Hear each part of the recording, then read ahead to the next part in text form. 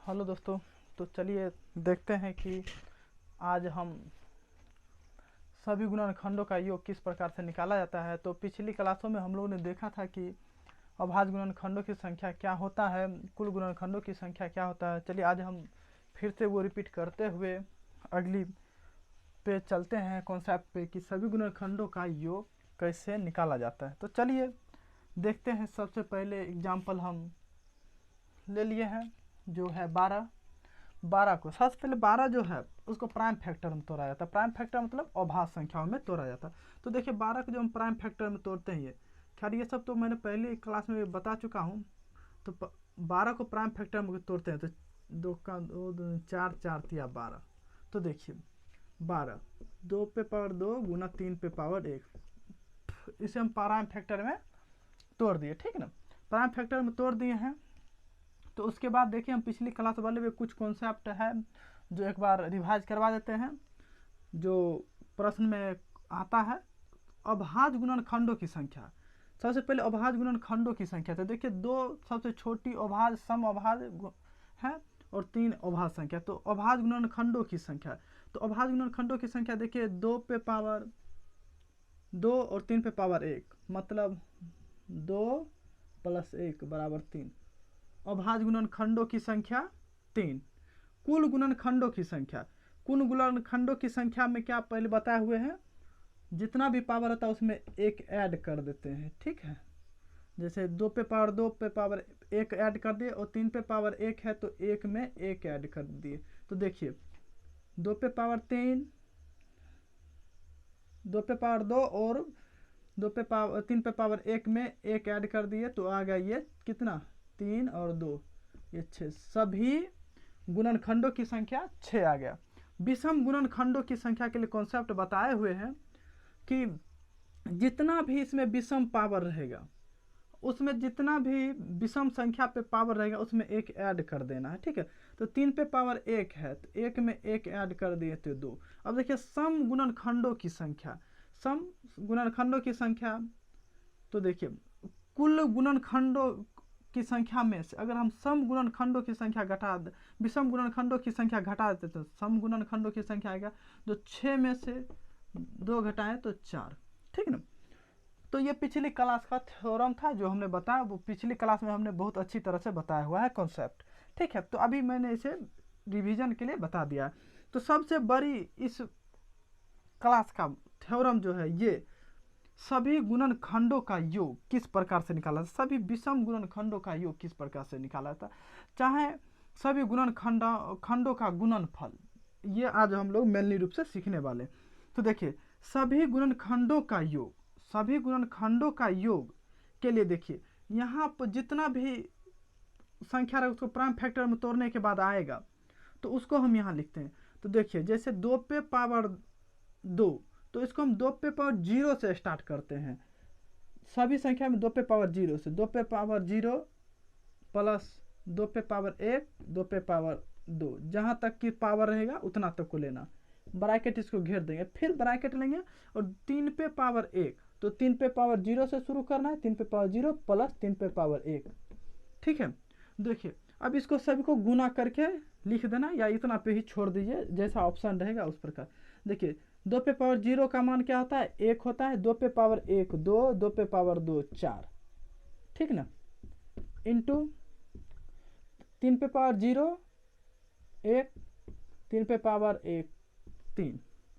तो देखिए यहाँ आएगा 4 6 1 7 प्लस 4, यहाँ आएगा 4 तो 28। तो देखिए सभी गुणनखंडों का योग कितना है, 28। ठीक है, सभी गुणनखंडों का योग 28 आया। और सभी विषम गुणनखंडों का योग, सभी सम गुणनखंडों का योग, जब भी ये सम गुणनखंडों का पूछा जाएगा तो सम जितना भी पावर में रहेगा तो उसका सबसे पहले ये जैसे 0 है तो 0 वाला को ढक देंगे, मतलब ये 0 वाला नहीं लेना। और विषम वाला रहेगा उसमें 0 वाला लेना, तो सम वाला में 0 वाला नहीं लेना है। तो 2 पे पावर 1 प्लस 2 पे पावर 2, जितना तक रहेगा पावर अंतिम टर्म उतना तक लेना। और यहाँ 3 पे पावर 0 से ही लेना है क्योंकि ये विषम संख्या है। ठीक है ना, विषम संख्या। तो देखिए 2 पे पावर 1 2, 2 पे पावर 2 4। ठीक, 3 पे पावर 1, 3 पे पावर 0 1, 3 पे पावर 1 संख्या 1।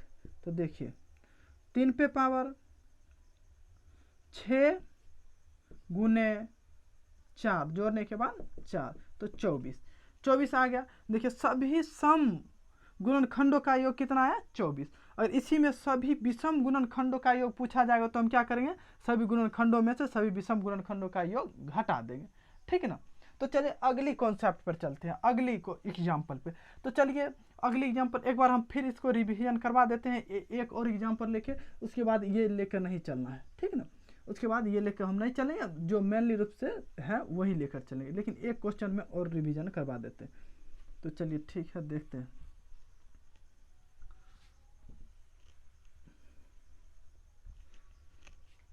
जैसे 144 लेते हैं एग्जाम्पल में। 144 का अगर पूछा जाए सभी गुणनखंडों का योग क्या होगा, या इसी में अगर पूछ जाए कि अभाज्य गुणनखंडों का क्या योग हो, अभाज्य गुणनखंडों की संख्या क्या होगा। चलिए ये हम बताए, ये ऐसे हम इतना जो ये 4 गो है, ये मैं पहले बताया हुआ पहले क्लास में। चलिए देखिए इसको हम तोड़ते हैं। तो 2 दूनी 4, 4 दूनी 8, 8 दूनी 16, 16 नमा 144। तो देखिए इसको प्राइम फैक्टर में तोड़ दिए, प्राइम फैक्टर में तोड़े 2 पे पावर 4 और 3 के पावर 2, ठीक। 16 को इसको प्राइम, सबसे पहले प्राइम फैक्टर में तोड़ना है, ठीक है। तो इसमें सभी गुणनखंडों की संख्या, अभाज्य गुणनखंडों की संख्या फर्स्ट में पूछा गया है। तो देखिए अभाज्य 2 सबसे छोटी समअभाज्य संख्या है जिसकी संख्या 4 हुआ, और 3 उसके बाद इसकी संख्या 2 है तो ये 6 हुआ, ठीक ना। देखिए कुल गुणनखंडों की संख्या, कुल गुणनखंडों की संख्या निकालने के लिए पावर में हमेशा 1 ऐड कर, तो 4 में 1 ऐड करेंगे तो 5 होगा। और उसके बाद देखिए 3 पे पावर 2 है तो उसमें 1 करेंगे तो 3 होगा। तो देखिए 5 3 15, सभी गुणनखंडों की संख्या कितना होगा 15। तो विषम गुणनखंडों की संख्या क्या होगा, तो विषम गुणनखंडों की संख्या निकालने के लिए हम जितना विषम पे पावर है उसमें 1 ऐड कर देते हैं। तो 3 पे पावर 2 है तो 2 पर में 1 ऐड करेंगे तो 3, ठीक ना। तो सम गुणनखंडों की संख्या, सम गुणनखंडों की संख्या निकालने के लिए इसमें हम कुल गुणनखंडों की संख्या में से विषम गुणनखंडों की संख्या जब घटाएंगे तो सम गुणनखंडों की संख्या आएगा।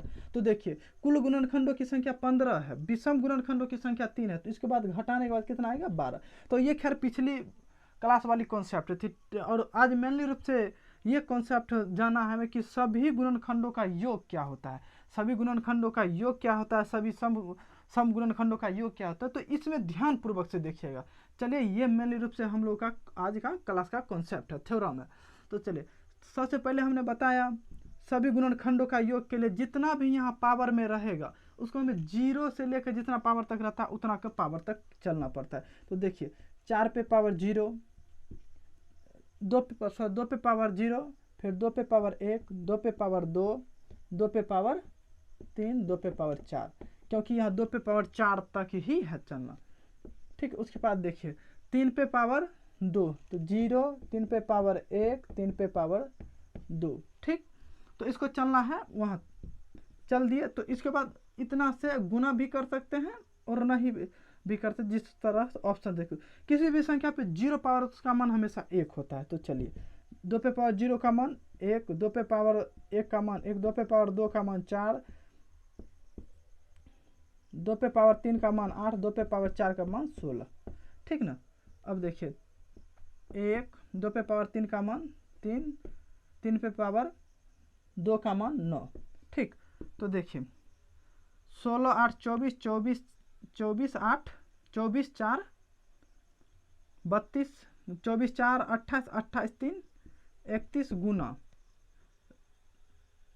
12 1 13, ठीक है। 12 इतना होगा। इसके बाद गुना करने के बाद देखिए 13 एकम 13, 13 39 40 होगा 403, ठीक है। सभी गुणनखंडों का योग 403 आया। उसी में सम गुणनखंडों का योग के लिए जब पूछा जाता है तो हम उसमें क्या करते हैं, सम संख्या पे 0 पावर को सिर्फ छोड़ देना। तो सम संख्या पे 0 पे पावर छोड़ना है तो स्टार्ट कहाँ से करेंगे, 2 पे पावर 1, 2 पे पावर 2, 2 पे पावर 3, 2 पे पावर 4, ठीक, क्योंकि हमें 4 तक ही लेना है।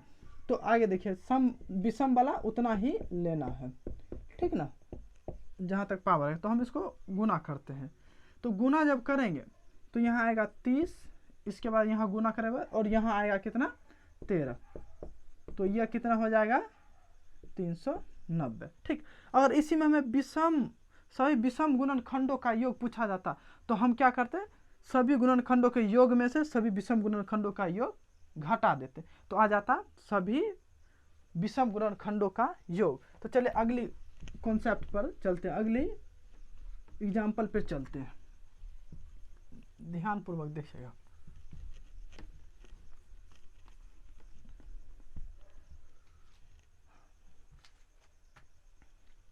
जैसे एग्जाम्पल लेते हैं, अगली एग्जाम्पल 2500 हुआ। 2500 का अगर पूछा जाए सभी गुणनखंडों का योग क्या होगा, 2500 का सभी गुणनखंडों का योग, इसके लिए हम सबसे पहले इसको प्राइम फैक्टर में तोड़ते हैं। प्राइम फैक्टर में तोड़ते हैं तो देखिए हम 25 गुना 100 इसको लिख सकते हैं, 2500 पुट जाएगा।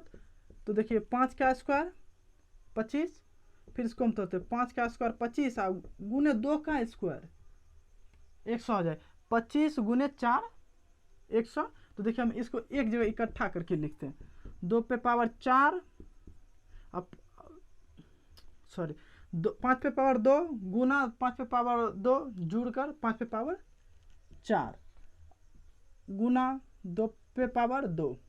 तो देखिए इसमें अगर पूछा जाए सभी गुणनखंडों का योग, सभी गुणनखंडों का योग, तो क्या कॉन्सेप्ट बताए हैं, सभी गुणनखंडों का योग, यहाँ जितना भी पावर रहता है उतना तक चलता है, लेकिन 0 से स्टार्ट होता है। तो 5 पे पावर 0 प्लस 5 पे पावर 1, 5 पे पावर 2, 5 पे पावर 3, 5 पे पावर 4। ठीक, फिर 5 के पे पावर 0, 2 पे पावर 0, 2 पे पावर 1, 2 पे पावर 2। ये हुआ सभी गुणनखंडों का योग। इसी में अगर पूछा है सभी सम गुणनखंडों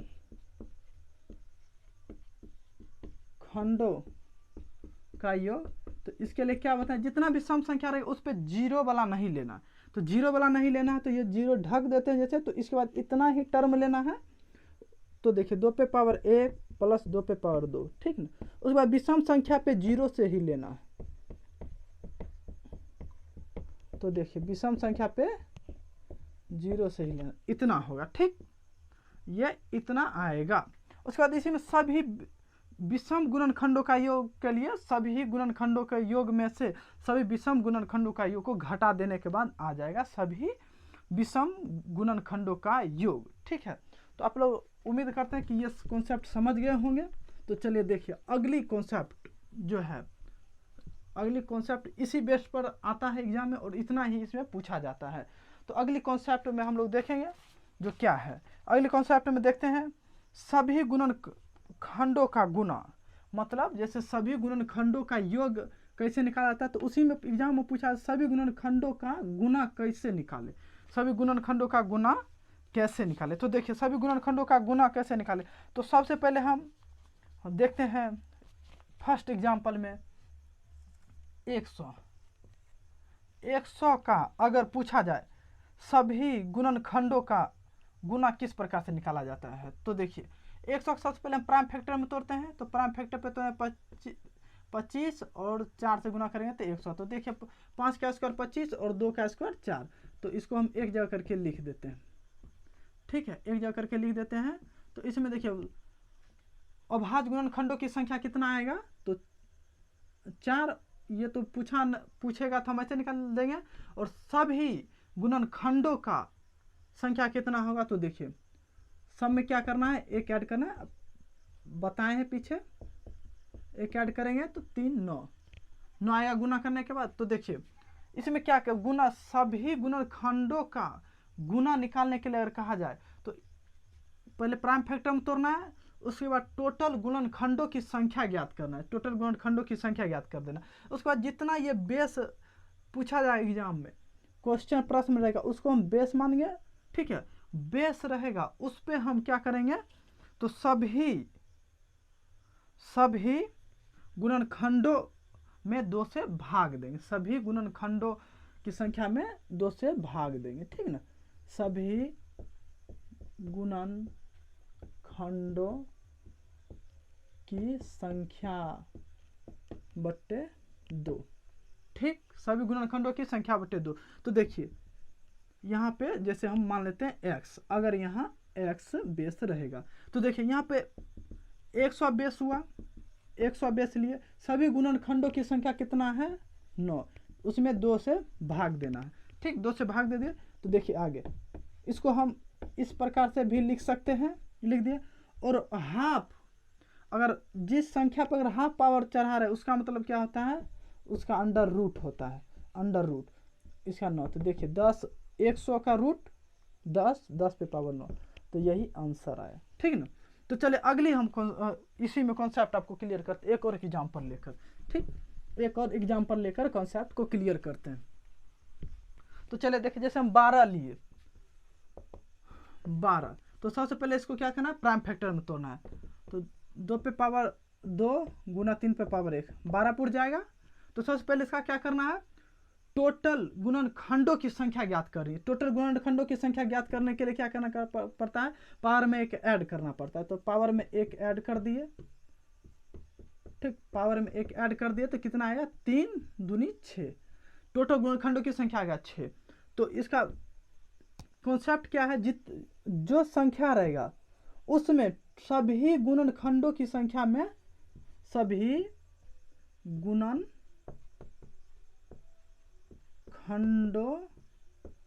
की संख्या में 2 से भाग देना, सभी गुणनखंडों की संख्या में 2 से भाग देना, इसका कॉन्सेप्ट यही है, ठीक है। जब अगर एग्जाम में पूछा जाए सभी गुणनखंडों का गुणनफल क्या होगा तो उसका कॉन्सेप्ट है। तो देखिए x जगह पे यहाँ 12 हुआ, 12, और 12 पे सभी गुणनखंडों की संख्या कितना निकला है 6, उसमें हमें 2 से भाग देना है, 2 से भाग देना। तो देखिए यहाँ कट जाता है 3 से, तो 12 पे पावर 3, 12 पे पावर 3 अगर जानते हैं मान निकालना तो निकाल लेंगे, अगर एग्जाम ऑप्शन में है, अगर नहीं ऑप्शन में है तो हम इतना ही लिख देंगे, और मान निकालेंगे तो इसका आएगा 1728, ठीक। हमने घनमूल और घन कैसे निकाला था, वर्ग कैसे, ये सब कॉन्सेप्ट बेसिक में बताए हुए।